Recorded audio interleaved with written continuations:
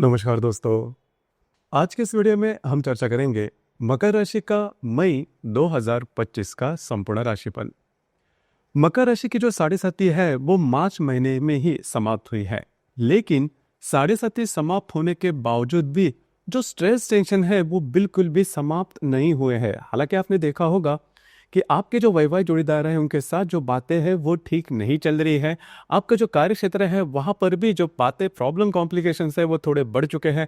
आपके खर्चे ज़्यादा बढ़ रहे हैं। उसी प्रकार मानसिक तनाव भी ज़्यादा आ रहा है। कोर्ट केसेस में अगर आप भागीदारी हो या फिर कोर्ट केसेस चल रहे हैं तो उससे रिलेटेड भी जो स्ट्रेस है वो बढ़ा हुआ है। तो फिर साढ़े साथी समाप्त होने का मतलब क्या है? बिल्कुल न चिंता करें। यह जो संपूर्ण एपिसोड है इसमें आपको पता चलेगा कि आने वाला जो समय है एक आध महीना मई का, उसमें जो बातें हैं वो किस प्रकार से बदल सकती है। उस प्रकार सबसे महत्वपूर्ण बात, तीन जो बड़े ग्रह हैं जैसे कि गुरु, राहु, केतु, ये जो तीनों ग्रह है ये राशि परिवर्तन करने जा रहे हैं। गुरु जो कि आपके पंचम भाव में भ्रमण कर रहा है, करीबन 15 मई के बाद ये आपके षष्ठ भाव में भ्रमण करेगा। राहु केतु के मामले में अगर कहा जाए तो राहु केतु जो कि आपके तृतीय और भाग्य भाव में भ्रमण कर रहे थे, वे अब आपके द्वितीय और अष्टम भाव में भ्रमण करने जा रहे हैं।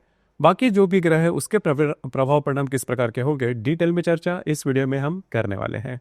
तो सबसे पहले हम चर्चा करेंगे कि आपका जो स्वास्थ्य है मानसिक या फिर शारीरिक वह किस प्रकार का होगा। जैसे कि आपके राशि का जो स्वामी है शनि, जो कि आपके तृतीय भाव में भ्रमण कर रहा है, करीबन आने वाले 2.5 साल तक ये जो शनि है ये आपके तृतीय भाव में ही भ्रमण करेगा। उसी प्रकार आपके राशि का जो षष्ठेश है बुध, जो कि आपके तृतीय, चतुर्थ और पंचम भाव में भ्रमण करने जा रहा है। राशि का जो अष्टमेश है रवि, जो कि आपके चतुर्थ और द्वितीय भाव में भ्रमण करने जा रहा है। मोटे तौर पर अगर देखा जाए तो इस महीने में आपको स्वास्थ्य से रिलेटेड वैसे कोई प्रॉब्लम देखे नहीं जाएंगे, लेकिन जो स्ट्रेस टेंशन है जो कि पिछले करीबन 3-4 महीने में बना हुआ है वो इस महीने में भी देखा जाएगा। लेकिन यहाँ पर एक बात अच्छी है कि जो स्ट्रेस है वो करीबन इस महीने के 20-25 तारीख के बाद का जो समय है उसमें धीरे धीरे कम होते हुए नजर आएगा। मुझे पता है, जैसे मैंने शुरुआत में कहा कि जो स्ट्रेस है वो किसी भी क्षेत्र से रिलेट कर सकता है, जैसे कि आपका मैरिटल हैप्पीनेस मतलब वैवाहिक जीवन, या फिर कार्य क्षेत्र से रिलेट आपके जो स्पेंडिंग है उससे रिलेटेड भी आप देख सकते हो कि जो बातें हैं वो करीबन इस महीने के 20-25 तारीख के बाद धीरे धीरे नॉर्मल होती नजर आएगा। आपका जो स्ट्रेस है वो काफी मायने में कम होता हुआ नजर आएगा। अब हम चर्चा करेंगे कि आपका जो आर्थिक स्तर है वो किस प्रकार का होगा। जैसे कि आपके राशि का जो धनेश है शनि, जो कि आपके तृतीय भाव में भ्रमण कर रहा है। राशि का जो पंचमेश है शुक्र, जो कि आपके तृतीय भाव में संपूर्ण महीना भ्रमण करने जा रहा है। राशि का जो अष्टमेश है रवि, जो कि आपके चतुर्थ से पंचम भाव में भ्रमण करेगा। और जो लाभेश है मंगल, जो कि आपके सप्तम भाव में भ्रमण कर रहा है। तो मोटे तौर पर देखा जाए तो ये जो संपूर्ण महीना है इसमें भी आपको आपके जो खर्चे हैं वो थोड़े ज्यादा बढ़ सकते हैं, ध्यान रखिए। लेकिन यहाँ पर एक बात अच्छी है कि अगर आप शेयर मार्केट में ट्रेड करते हो तो कुछ अच्छे लाभ वगैरह मिलने की संभावना काफी अच्छी बन रही है। तो ये अब इस बातों पर अगर देखा जाए तो बातें जो है वो धीरे धीरे नॉर्मल होती हुई नजर आएगी, लेकिन इस महीने के अंत में जो बातें हैं वो आपके लिए फेवरेबल हो जाएगी। और वैसे मोटे तौर पर अगर देखा जाए तो जून के करीबन 10 तारीख के बाद का जो समय है उसमें आप फील कर सकते हो, अनुभव कर सकते हो कि जो भी स्ट्रेस टेंशन आपके बने हुए हैं पिछले करीबन 6-7 महीने से, 4-5 महीने से, वो काफी मायनों में कम होते हुए नजर आएंगे।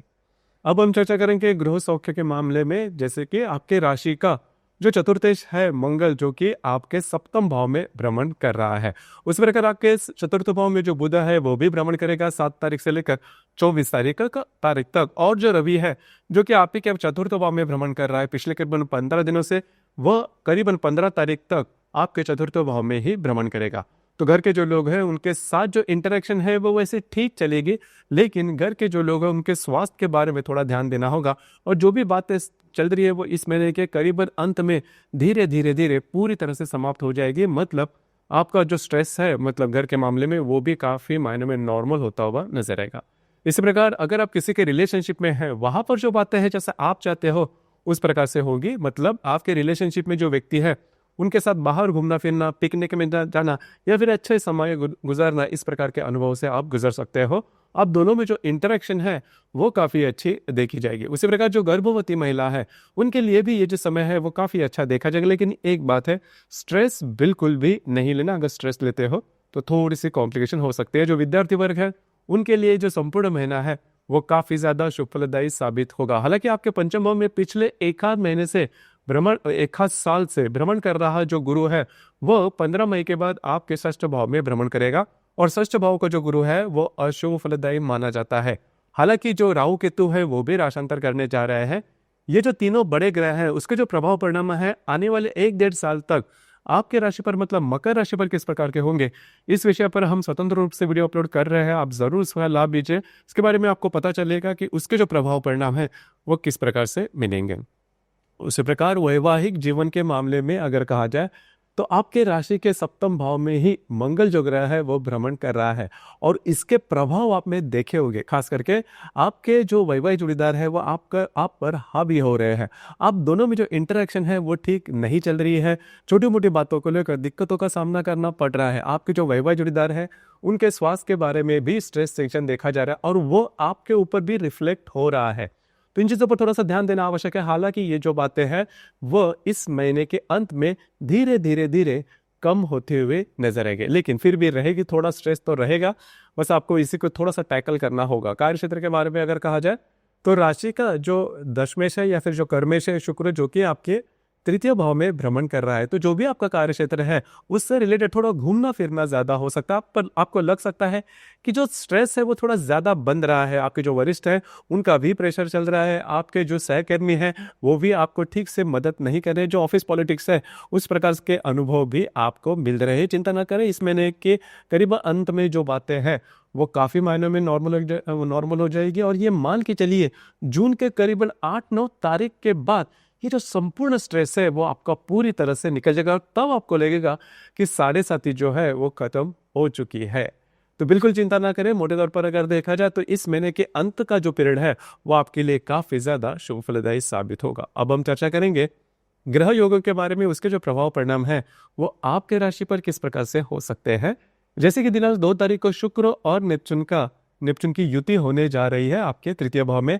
यहाँ पर थोड़ा सा ध्यान दीजिए। कमिटमेंट, प्रोमिसेस या फिर घूमना फिरना है तो अपने स्वास्थ्य के बारे में थोड़ा ध्यान देना आवश्यक है। किसी भी प्रकार के कमिटमेंट या फिर प्रोमिसेस करते समय थोड़ा सा ध्यान दीजिए, थोड़ा सा सोच विचार कीजिए। हालांकि आपकी जो राशि है वो इन डेप्थ सोच विचार करने वाली है, मैच्योर्ड है, लेकिन कभी कभी भावना में बह कर जाती है। बस इसी के ऊपर थोड़ा सा कंट्रोल करना होगा। उसी प्रकार दिनांक 17 तारीख को रवि और हर्षल की युति भी होने जा रही है आपके पंचम भाव में। तो अगर आप किसी के रिलेशनशिप में हैं वहां पर छोटी मोटी बातों को लेकर तकरार हो सकती है, या तकरार थोड़ी बढ़ भी सकती है। सबसे महत्वपूर्ण बात, जो गर्भवती महिला है उन्होंने स्वयं के स्वास्थ्य के बारे में इन दिनों में ध्यान देना आवश्यक होगा। इसी प्रकार दिनांक 22 तारीख को शुक्र और मंगल का त्रिकोण योग होने जा रहा है। बहुत ही अच्छा, अत्यंत शुभ फलदायी यह योग है, खास करके आपके तृतीय और सप्तम भाव में होने वाला है। तो अगर आप विवाहित हो तो आपके जो वैवाहिक जोड़ीदार है उनके साथ कहीं बाहर घूमना फिरना हो सकता है। दोनों में इंटरेक्शन है वो काफी अच्छी देखी जा सकती है। जो व्यक्ति विवाह करना चाहते हैं मकर राशि के लिए, उनके लिए भी ये जो समय है काफी ज्यादा शुभ फलदायी साबित होगा। कुछ अच्छे लाभ वगैरह मिल सकते हैं।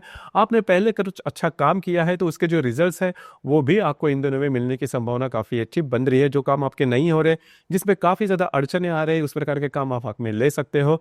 आपको जो कॉन्फिडेंस, आपकी जो एनर्जी है वो इन दिनों में काफी अच्छी देखी जाएगी। उसी प्रकार बुध और हर्षल की जो युति है वो भी 24 तारीख को आपके पंचम भाव में देखी जाएगी। तो यहाँ पर अगर आप शेयर मार्केट में ट्रेड करते हो तो बड़े ट्रेड बिल्कुल भी नहीं करना। आपके जो अंदाज है वो चूक सकते हैं। ध्यान रखिए, आपको स्वयं के स्वास्थ्य के बारे में भी ध्यान देना होगा। इसी प्रकार दिनांक 30 तारीख को रवि और बुध की जो युति है वो युति आपके द्वितीय भाव में होने जा रही है। अत्यंत शुभ फलदायी यह युति है। खास करके कुछ अच्छी बातें हो सकती है, नए काम की शुरुआत हो सकती है, और करीबन 30 तारीख के दरमियान तब आपको जाके लग सकता है कि जो भी स्ट्रेस टेंशन डेवलप हुए थे पिछले करीबन 3-4 महीने में वो बहुत ही मायनों में कम होते हुए नजर आएंगे। उससे किसी न किसी प्रकार का मार्ग आपको मिलेगा जो आपके लिए लाभदायी होगा। आपके जो कॉन्फिडेंस है वो फिर से डेवलप होना शुरू हो जाएगा। इस महीने की जो पूर्णिमा है, जिसे हम बुद्ध पूर्णिमा कहते हैं, वो होने वाले हैं दिनांक 12 तारीख को, और जो अमावस्या है वो होने वाली है 27 तारीख को। तो पूर्णिमा और अमावस्या के दिन थोड़ा सा ध्यान रखिए, किसी भी प्रकार के महत्वपूर्ण निर्णय नहीं लेना। कमिटमेंट, प्रोमिस से थोड़ा सा दूर रहना आवश्यक है। विवाद से भी दूर रहना आवश्यक है।